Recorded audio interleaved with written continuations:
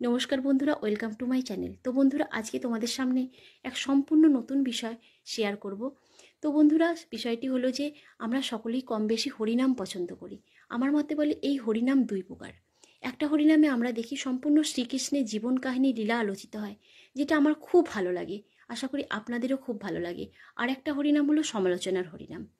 সেই সমালোচনার হরিনামে কি বলে, এটা খাবে না, সেটা খাবে না, এই করবে না, সেই করবে না, অনেক অপ্রাসঙ্গিক কথা বলে।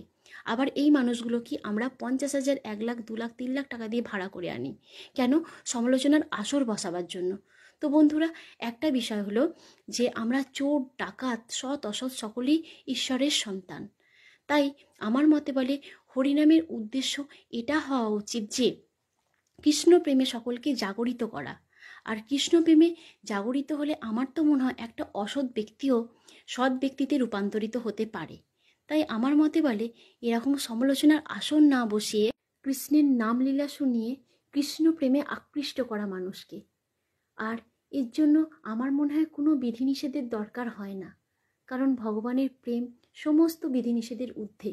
কারণ আমরা সৎ অসৎ, চোর ডাকাত সকলেই ঈশ্বরের সন্তান। আর তার জন্য আমার তো মনে হয় খুব বেশি জ্ঞান, খুব বেশি বিধিনিষেধের কোনো কিছুরই দরকার নেই। তো বন্ধুরা, এটা আমার সম্পূর্ণ মতামত। তোমাদের মতামত কমেন্টসে অবশ্যই জানিও।